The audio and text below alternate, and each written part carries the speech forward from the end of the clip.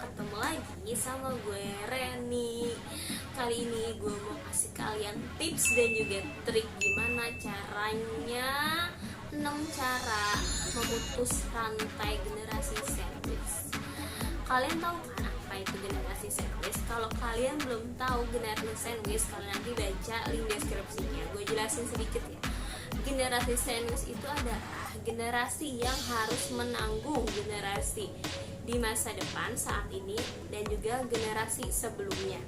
Misal kalian yang udah nikah, kalian harus menanggung keluarga kecil kalian, anak-anak kalian, dan juga generasi sebelumnya kalian menanggung orang tua kalian karena orang tua kalian tidak mempersiapkan dana pensiun, ya kan?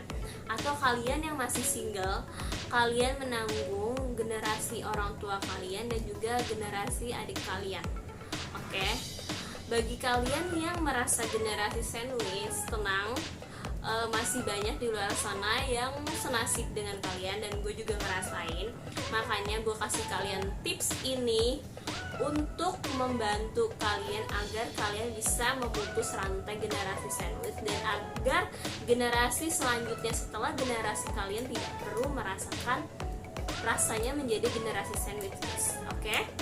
Sebelum gue jelasin tips dan triknya, jangan lupa klik tombol loncengnya dan selalu support channel gue, oke?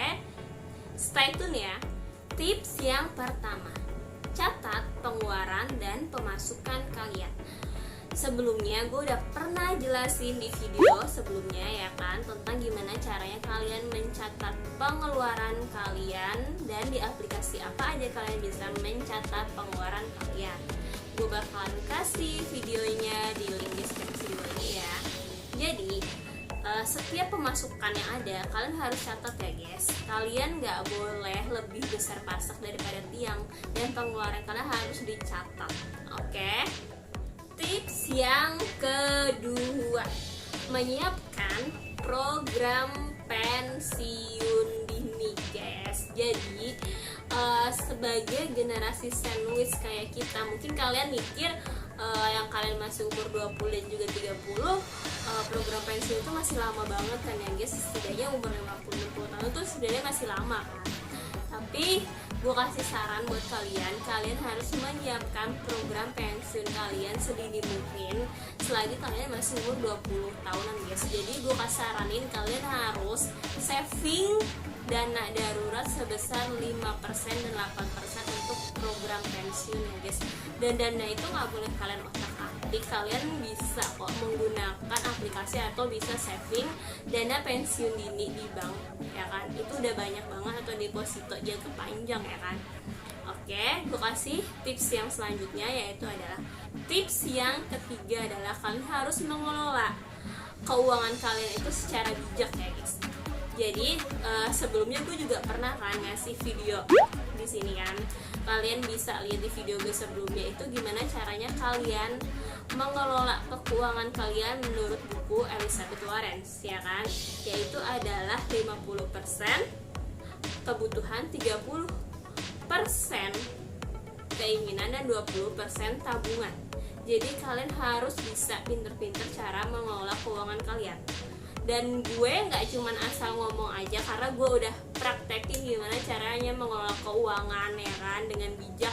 Yang awalnya gaji gue cuman 1.400.000, guys, dan gue bisa meningkatkan gaji dan juga penghasilan gue. Dan setiap penghasilan kalian atau gaji kalian naik, ya kan, misalnya kalian pertama gaji cuman 1 juta 2 juta, terus kalian bisa naik 3 juta 4 juta 5 juta, kalian nggak boleh lebih besar pasak daripada tiang, guys. Mentang-mentang gaji kalian besar terus pengeluaran kalian juga 2 kali lipat 3 kali lipat lebih besar dari gaji kalian, gue bilang say no ya. Jadi walaupun gaji kalian naik, kalian juga harus bisa mengatur kebutuhan kalian sesuai dengan gaji dan penghasilan awal kalian. Karena gue yakin dengan gaji yang cuma 1.400.000 aja lo bisa ngelola, nggak mungkin kalian dengan gaji 5 juta nggak bisa ngelola kan. Oke, next.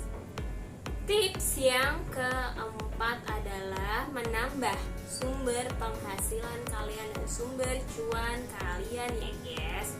Gimana caranya menambah sumber penghasilan penghasilan kalian. Yang pertama, kalian bisa mempunyai side job atau kerja sampingan ya kan.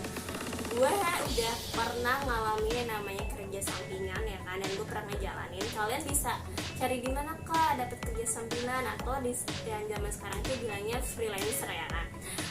Tenang guys, freelancer itu udah banyak di mana-mana, dan aplikasinya udah banyak di Indonesia, dimanapun, dan juga ada di luar negeri. Kalian bisa dapet dolar, kalian bisa menghasilkan cuan dari dolar dengan kerja freelancer ya kan. Gue bakalan jelasin nanti aplikasi-aplikasinya di video berikutnya ya guys. Yang pertama, mungkin kalian bisa cari kerja sampingan itu di Fiverr ya kan. Terus di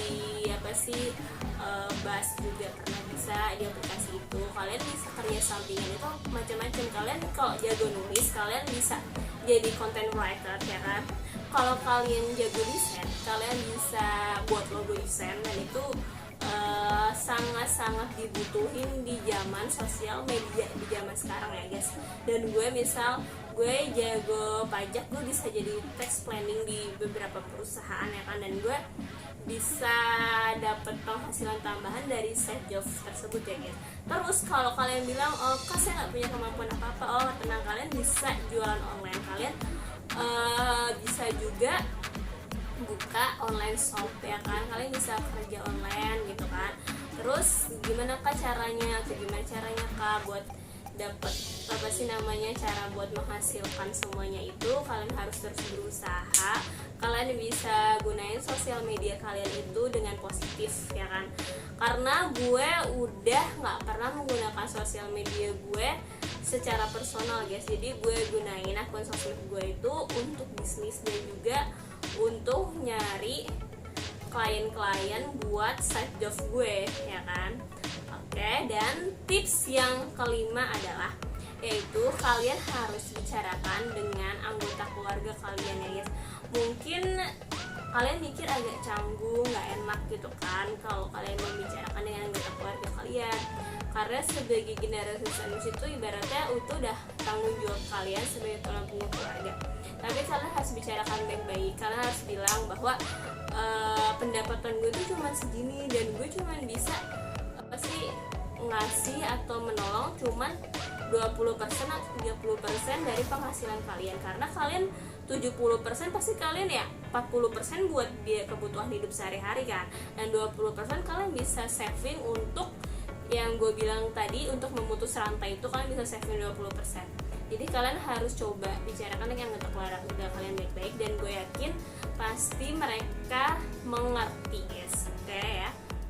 Tips yang keenam, kalian harus membuat asuransi kesehatan guys.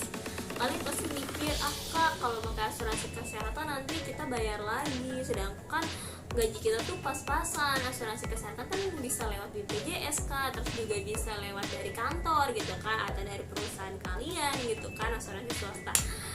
Menurut gue ya guys, kalian sekarang emang masih muda sih, kalian bisa ngandelin yang namanya BPJS atau asuransi dari perusahaan. Tapi karena kalian nggak tahu kan kapan masa produktivitas kalian itu bakalan berakhir. Kalian sekarang masih muda nih, kalian masih produktif, tapi 20 dan 30 tahun kemudian itu kalian udah nggak produktif lagi guys ya kan. Nah kalian harus bisa berpikir gimana caranya kalian menanggung ketidakproduktivitasan kalian itu. Jadi gue saranin kalian harus bisa saving setidaknya 5%, kalau minimnya 3% lah ya per bulan, buat kalian bisa mendaftarkan asuransi kesehatan ya kan.